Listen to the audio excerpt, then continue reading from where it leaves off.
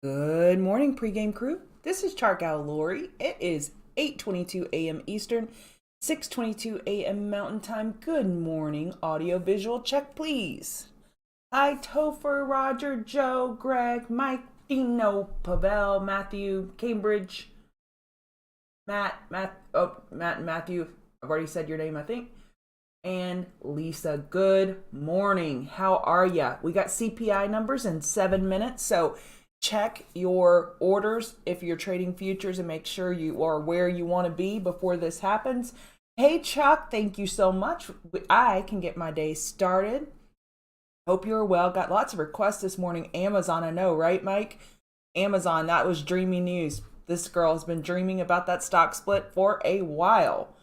We got lots of A's today on our movers and shakers.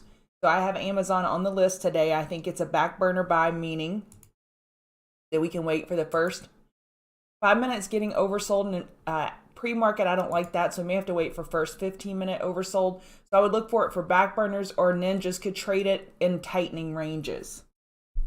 Awesome, Camo. Thank you. Alasia.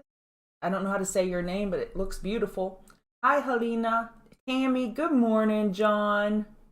What's up? Hey, JV. Rob, Jerome, good morning. Can you not hear me? Oh, no. Chuck said that he can hear me fine. Okay, good. All right. Hey, Jerome, good morning to you. Okay, Dino wants to look at XLI. Let's look at it.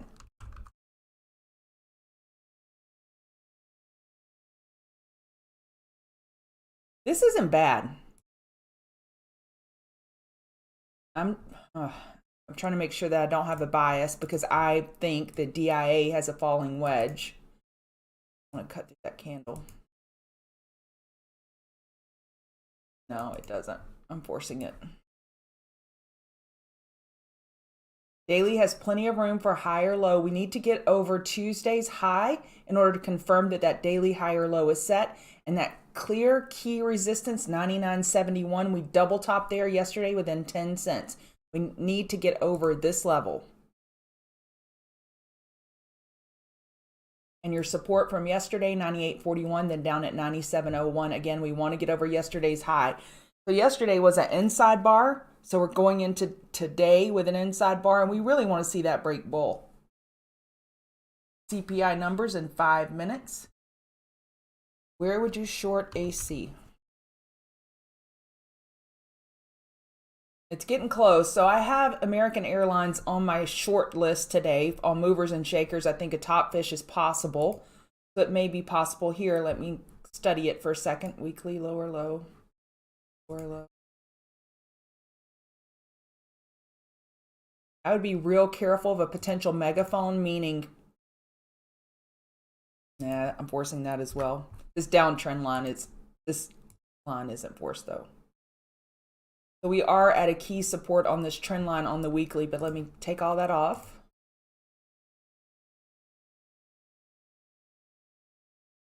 I think top fishing against yesterday's high, 21.26. But if it breaks through that, you don't really have a lot of resistance overhead. So I would be careful above 21.26, just trying to pick at numbers. So you do have a level over here, 21.54 and 21.72 as the next two levels. But top fishing 21.26 makes sense. I'm sorry, y'all. I'm having a sneezing fit and a coughing fit. So I have some water, and hopefully that will keep it at bay. Yeah, I can look at silver.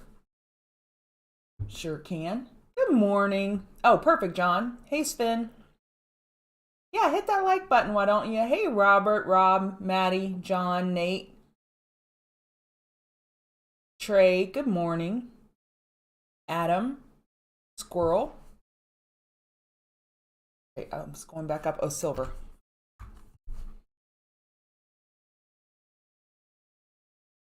Does it have 4-hour head and shoulders is the question. Yes, possibly. All the commodities are that I've looked at, so it's definitely not all, but the majority of the main commodities I've looked at, 4-hour lower highs are on deck, and this could be a 4-hour bear flag as well. Potential hourly bull flag, so that looks good. Here's my EMAs. My computer's slow. Oh, it's hidden. If you're interested in my chart setup, it's in the video description below. You can click on that link and you'll get a PDF copy of my chart setup. It's holding the 8 EMA just fine. Consolidation at this point is healthy, and I'm not concerned by the volume. We had 2 spikes over here, bear volume, but overall, this is not mega bear volume coming in. CPI numbers in 2 minutes. Okay. EKSY, I don't know what that is. Black dirt breakdown, meaning it's at its lowest lows in its history, and it just continues to make lower ones. So not a healthy stock at all. $1.72 support, resistance $1.94. MTT. Isn't that related to Meta, the MTTR stock? There's Judd. Thanks, Judd, for being here and helping me. MTTR. Potential weekly bear flag on the table. So if we break 788 with very little follow through, then we're definitely looking for a bear flag. So I would say $8 is the line in the sand. As long as we don't break $8, bears have a chance at a bear flag on the weekly. Every pop is just getting sold into. Look, sold into, sold into. The bulls are doing their darndest, and then the bears just step in. Okay, one more minute. One more minute until CPI. Now it's a little bullish RTY this morning. I posted in our futures channel in our room that we had this falling wedge look. Well, that lower low got a little more follow through. Looking for this 4-hour higher low.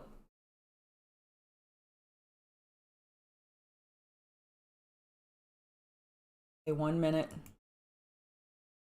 Yes. This is your main support, is the low of overnight, 4221. 4221 is the most important number here. And y'all know I like the first back test of the 50 MA.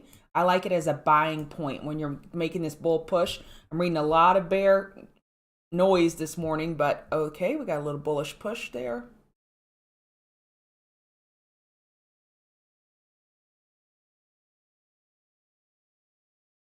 Wow. That's very technical, isn't it? Wow. And typically we get a reverse at this initial response. So we ran right into this resistance. Your next resistance, 42.46.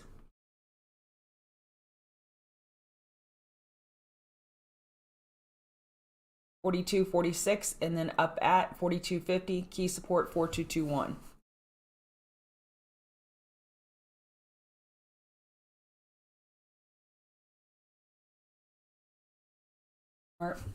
All right, I'm going to stop with the request and I'm going to get started with the show. Good morning, people. Welcome to the pregame show. This is who I am, Chart Gal Lori. You can follow me on Twitter. I'm only 24 followers away from 3,000. Come on, let me be obnoxious and say, I got 3,000 members. So follow me on Twitter, Chart Gal Lori. You can check us out at chartguys.com. We are a service. We teach people technical analysis. We teach you how to fish. We hand out fish here and there, but for the most part, we are teaching you how to fish in trading. So if that's something that appeals to you, go check us out. And what I do here every morning is I go over the indices, commodities, crypto, and movers and shakers of the day. Try to give you some of the better setups that I find. And can I do a humble brag? Yesterday was my best day ever as far as the pregame show and the call outs. It was definitely...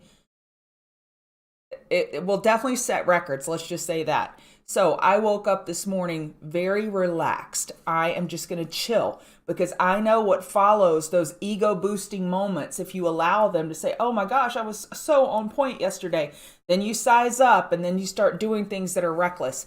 And I know when you have a really good flow state moment, which I did all day yesterday, I don't want to mess it up today. So I'm just really relaxed. I'm just letting everything come to me. I'm not going to force anything. So you're going to notice my style today is a little more chill because I definitely want to stay in the pocket, stay relaxed, and not let yesterday's wins kind of get to me in the head. I want to make sure I stay focused. So with all that being said, let's go to the 4-hour on ES. We're looking for a 4-hour higher low, and this little pop may have just set it. Let's see, do we make a 15-minute higher high? Not by much. Now we need a 15-minute higher low and then a trend change. And then that 4-hour higher low is most likely set in that scenario.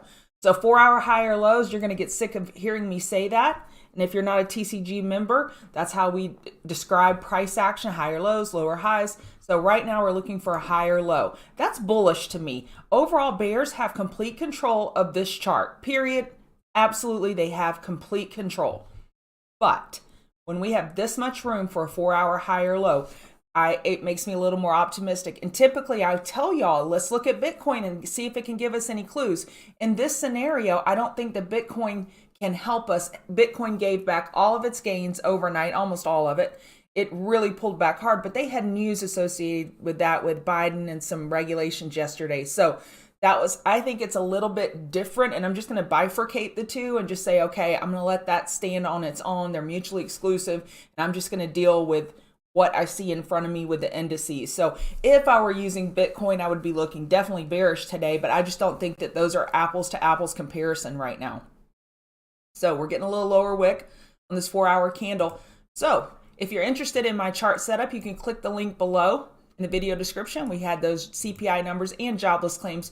And as I always do every Thursday, I remind you that the jobless claims come out every single Thursday. So sometimes it's a really muted response unless there's a huge surprise in there, because it's just every Thursday. The non-farm payrolls, that's once a month. That becomes a bigger deal along with CPI. Gonna drink some water. Maddie.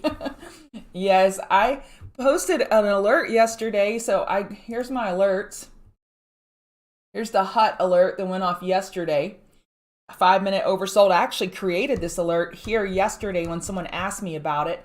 It went off and I posted it in the TCG room, and I posted MARA instead of hut, because hut alert made me let me go look at Riot, let me go look at Mara, and then I had a total blonde moment. So that will definitely keep me humble, Maddie. Thanks for bringing it, keeping it real.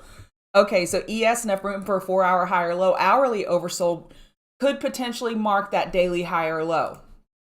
So on the hourly, if I want to play an hourly oversold bounce, I'm going to go set an alert and say, tell me when RSI hits 30. And I would be interested buyer in ES because I'm looking for that daily higher low compared to 4138. And cute. Y'all, how cool is that? Look how 50 RSI is just totally suppressing price. Do you know how notable it will be when NASDAQ gets over that 50 RSI on the daily? ES, same thing. RTY, same thing. YM is even weaker. Look at this distance between the 50 RSI and let me put a line there so you can see what I'm looking at.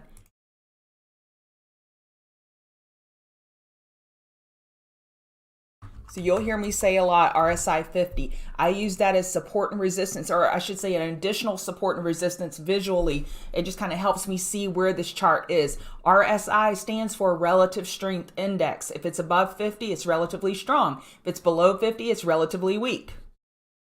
NASDAQ, same thing as ES. We're looking for that 4-hour higher low. And on the hourly, if hourly were to get oversold, that's where we would be looking for a daily higher low. A little bit bigger pop on NASDAQ. Plenty of room now for a 5-minute higher low. RTY, same thing. Enough room for a 5-minute higher low compared to 1981. And on the 4-hour, 2023 is that key resistance support, 1946. YM, resistance 33441. Support 32492. And on the hourly, we're losing that 50 MA. On RTY, we're fighting to hold it. On NASDAQ, we're holding it. And ES, we're holding it. So y'all know I love my hourly 50 MA. So where price is relative to the hourly 50 MA shows me the strength, especially on the hourly. When we have complete bear control, and then we finally get over the 50 MA and we come back to back test it, that's typically an area where I want to go long. Or I look to go long, I should say. KYM, I gave you support and resistance there. Let's go back to the notes.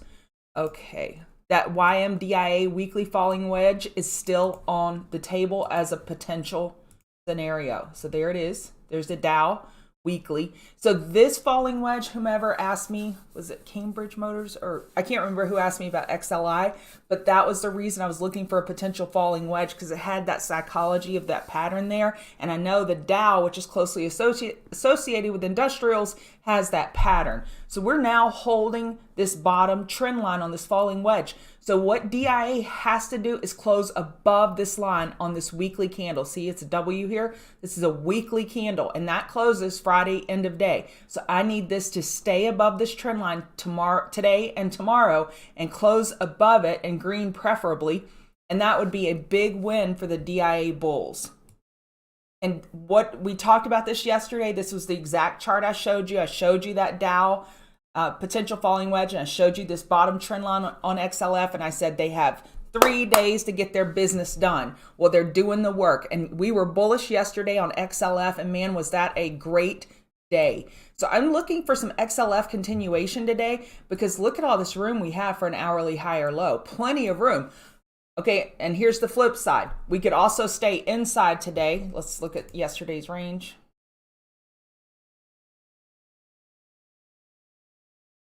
Why do I have graffiti issues?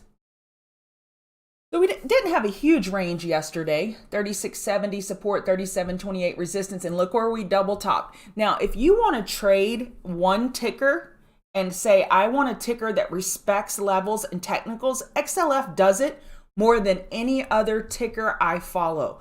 Go look at it. Look at it here. 4041, 4041. Look at this double top here. It holds support. Look here, 3685, 3680 support. It holds support very well, and it can respect resistance very well. Like I tell y'all all the time on Apple and NIO, they like to zoom past resistance and then fail. Zoom past support and then zoom higher. So on XLF, it respects these levels. So what you could do to trade XLF is say, I'm just going to go set alerts. Okay, so tell me when it hits 3728. I know that's a key level. Okay, support. Yesterday's level, 3670. Tell me when it hits 3670.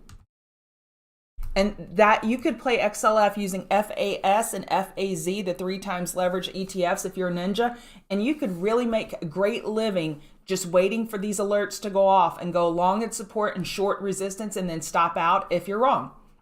Just a tip, just a trick. I'm here for the tips and tricks. Okay, so yesterday we were looking at the 2 hour, I believe. Yesterday morning, we were watching this VIX rising wedge, which gave us a bull lean on the day, and it worked. And then we finally lost those 4 hour high or lows, and now we're looking for a 4 hour low or high. So this is my number one chart for the day. This is my number one chart. This has me looking bullish the market, because VIX, a 4 hour lower high is most likely on VIX. A 4 hour lower high compared to 3752. That has me looking bullish the market. That's a bold statement. It doesn't mean I'm just going to jump in blindly. I still have to wait for individual charts to have setups. But overall, that just keeps my head on straight. I'm looking for 4 hour higher lows on all 4 of the Fab 4 indices. And I'm looking for a 4 hour lower high on VIX. You put that together, and that has me looking bullish the market. All right. And I talked to you yesterday about the DAX being up. It was up 5%, 4 or 5% in pre-market, and it ended up being 8% for the day. And I said that gave me a bullish lean on the day. We have to be able to read the room, do our environmental scanning. And the Nikkei was up, however you say that, up almost 4% overnight. And I'm saying it's not a real barometer because they were not all in sync. Some were down 2%, some were down 1%, some were up 2%. So of course I picked the one that was up the most just to show you, but I wouldn't say it was as convincing as yesterday, where we had a carpet of green over in Europe and Asia, where today it's kind of hit or miss. Okay, we went over the indices and the VIX. Okay, Bitcoin and Ethereum. Y'all ask me every day. If I don't go over these in exact detail, some of y'all freak out. So a lot of times the setups are the same, so I'm not going to go in detail on individual Bitcoin versus Ethereum, or I'm going to go over Binance versus Coinbase. So overall, it gave back way too much of yesterday's move for bulls. some type of regulatory news was created, some bearish pressure, 4-hour lower highs to scout on any bounce. Same thing with Ethereum. 4-hour lower highs to scout on any bounce. So don't send me any hate mail about, well, you didn't cover Ethereum on KuCoin. Well, I just can't. I have time restraints. So on any bounce, bears will be looking to short or top fish Ethereum compared to 2774. Look, this hourly chart's going sideways. We got a little pop, but what did we run into? The hourly 50 MA. It can work on every instrument you trade. It can work. Hourly 50 MA. So until bulls get back over the hourly 50 MA, I would be looking to short. Okay, and Bitcoin, same thing. Hourly 50 MA. And on any bounce, bears are going to be looking to short a 4-hour potential lower high. And in my opinion, it gave back so much overnight that it would have to be news related in order to go get past that 42,597 on one attempt. It would have to absolutely have some news associated with it. So as long as price is below 40,250, as long as it's below that, there's a bear flag on the table for 4-hour. Hey, crypto, how are you?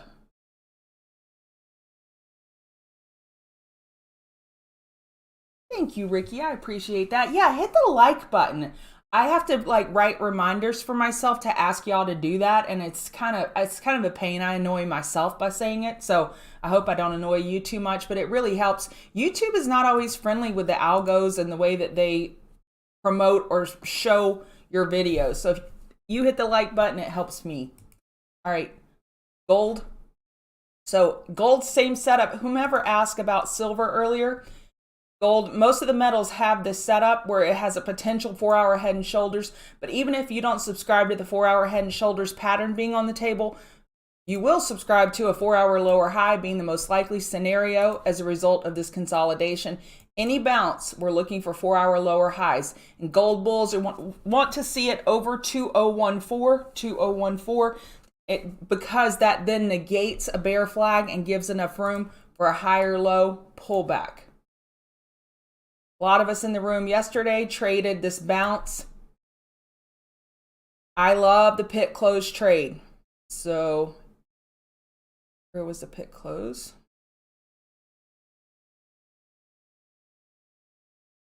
It was here. And you can usually tell the pit close by the volume. It typically has higher volume and higher volatility. And I used to trade that almost every day. I would trade the oil pit close. So that's at 1:30 Central Time is when the Chicago Commodities Exchange closes. And it typically brings in some volatility to oil. Something to be aware of if you regularly trade oil. And by the way, Nat Gas has inventory today at 10:30. So I'm going to kind of do with the commodities like I did with Bitcoin and Ethereum because they're all the same. Gold, oil, and Nat Gas. 4-hour lower highs are the most likely scenario on all three. Let's go look at oil.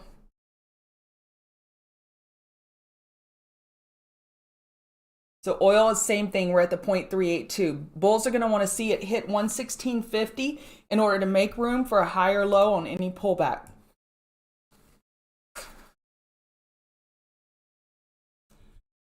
Okay, Nat Gas. Let's do this. Again, inventory today.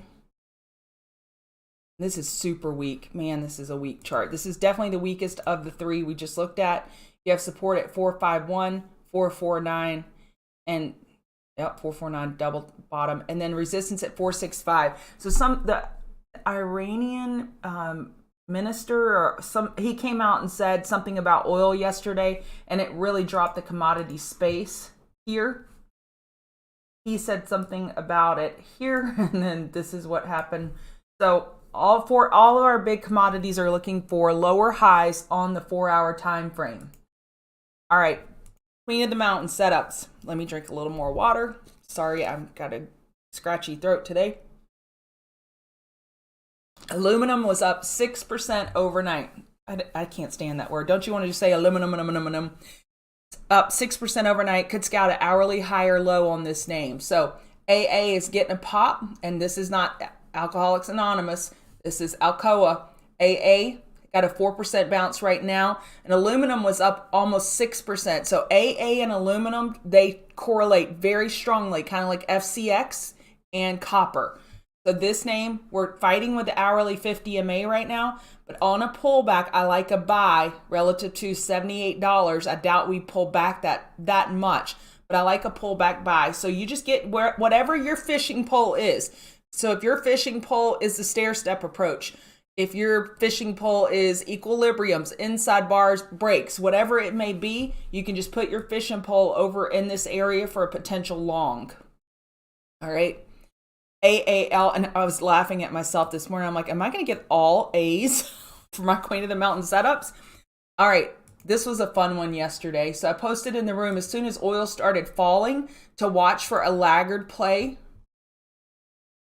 So I posted that about right here. So oil was dropping hard, and the airlines were not seeing a bounce yet. So I posted, look for a laggard play. And man, was that a great bounce yesterday. I didn't trade it, of course. I just typed it out and other people traded it. It's a nice 3% bounce. So now with oil bouncing, now if oil continues its bounce, then I would look for a short on AAL because they were bouncing because oil prices were coming down. Well, if oil is continuing to bounce, I would like a short top fish of either 1450 or 1470 on AAL.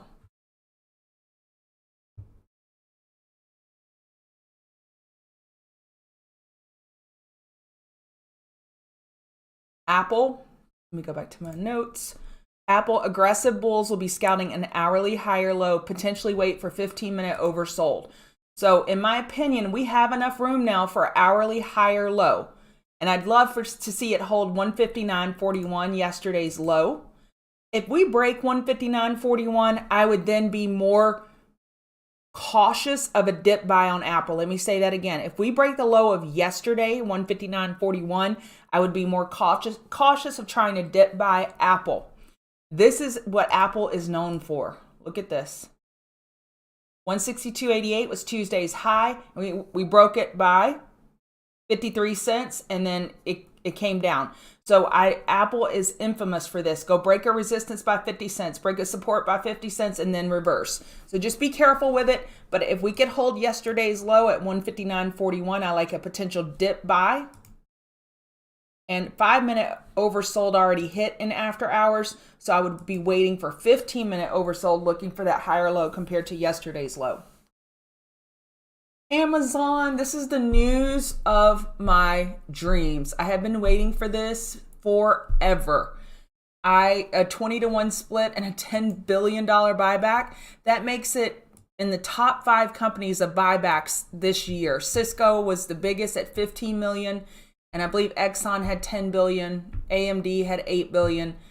Chevron had 10 billion, I believe. So this puts Amazon right up there in the top 5 for stock buyback and a 20-to-1 stock split. This is unbelievable news. So let me tell you the difference. When people say, well, yeah, Google did that. Google announced a split and then they just faded. Well, Google did a dilution within 12 hours of the split announcement.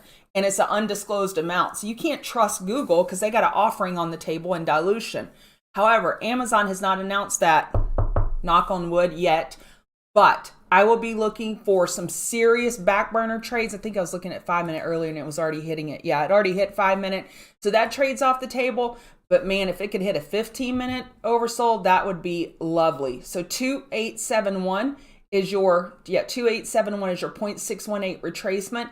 And this is a major pullback. So the timing of Amazon's news, I guess, was good, but it was also bad because now the market's pulling back and Amazon would be buoyed by a strong market this morning and get that tailwind. Well, right now the market's serving as a headwind. So Amazon is my favorite bullish trade of the day. This is huge news. This is like 2 pieces of the biggest fundamental news anyone can announce, I guess, besides guiding up. That would be the third.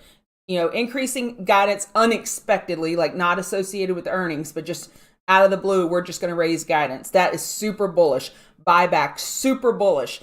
And then the stock split, super bullish. The stock split does not change the company fundamentally at all. all it does is make the stock more accessible to most investors. It's going to bring the stock option price down, which I'm super excited about. And it also makes it a candidate for the Dow. It can be included in the Dow now because the stock price is brought down to whatever the Dow rules are. So that's enough of me gushing about Amazon, but I love that name. And it's not only because I get 2 boxes a day from Amazon. That's not just it. All right, CCJ, uranium bullish news yesterday, 52-week high in arm's reach. Wait for back burner. So in this name, the 52-week high is 28.49. Yesterday we hit 27.64. So this name I would be watching if they even allow it to get 5-minute oversold during regular trading hours. Let me go set that alert now so I can post the wrong ticker in the room, right? Lord have mercy. Okay, so I like CCJ support 26.76 and then 25.68. Typically, if you buy a news reaction a minute or two after the news has hit, you're going to get hurt. In this case, when the news is big, like really big, you can buy those dips and get some, instead of, it's not gap and go because this isn't at the open, but it actually has staying power is when that fundamental news is just so very good for the stock. All right, crowd, this is Ninjas only. It got upgrades this morning. It had great earnings. So I think we're going to get some nice volatility in this name. Hoping for a pullback buy is what I would be looking for. Possibly a stair step on the 1 minute or 2 minute pullback. And then 181.91 is your area to hold for a potential bull flag. Cisco. Okay, this is as my kids used to say when they were little, this is opposite day. So on Cisco, they got a downgrade. Okay, then Lori, what are you talking about going bottom fish? I would consider it still to be an inside week at this point. Dip buys may be available after this morning's news flush out. Let's go look at this thing on the weekly. Y'all look at that. It broke yesterday's low. Last week's low, 54.26 by 19 cents on Tuesday. 19 cents. You know what? That's still an inside bar. This thing is still an inside bar as far as I'm concerned. So I like a dip buy. So looking at it on the weekly so you could see my perspective, I like it for a dip buy. So it did get a downgrade this morning. It is down 2%, but I like a dip buy compared to 54.07 on Cisco. And you're just going to have to be patient for it. If this downgrade is going to flush it even more and below that level, then you just walk away from the trade idea. And you're going to have to wait for price to pause and friends to join you on the trade. Now, HUD. I can't believe I'm bringing up HUD again after my mistake yesterday. Okay, crypto with a bear beatdown overnight. We'll look to short pops on HUD. So HUD's only down 5%. Bitcoin's down 7%. This still has room to the downside in my opinion. So I would look to short any bounces. 550 could be a resistance to short prior support. I would look to short this. I think it has some room to the downside. It has some runway left. And then finally, NEO. NEO has a large pre-market volume this morning, like a lot. It has a potential, now this is me taking creative liberties, potential 2-day falling wedge, high volume pre-market would look for an hourly higher low bottom fish setup. So let me show you on the 2-day, I believe it was. It's not very well formed, but I would say it meets the criteria because we're getting lower lows with very little follow through. So I like NEO long here, especially with this pullback. You have support at 1952 and 1930. And I would say that this is a ninja only because NEO is very volatile and you really need to be careful. So I like NEO long. All right. Do y'all have any requests? Let me go back to Amazon. You're welcome. No, I shorted after it's confirmed, Alex. So my joke, I believe it was last week, is if you think you're pregnant, you're not going to say, okay, I'm going to announce it on Instagram that we're pregnant and I'm going to go buy maternity clothes. No, you take a pregnancy test, right? You confirm you're pregnant. Well, the same thing with top fish, which means short, or bottom fish, which means long. You need price confirmation on a shorter term time frame. So if I am looking to, let's see, bottom fish Cisco. I want to bottom fish this 54.07. This is what I'm looking for. I'm looking for that lower low, lower high, higher low, and then a trend confirmation on a lower time frame like the 2-minute or 5-minute.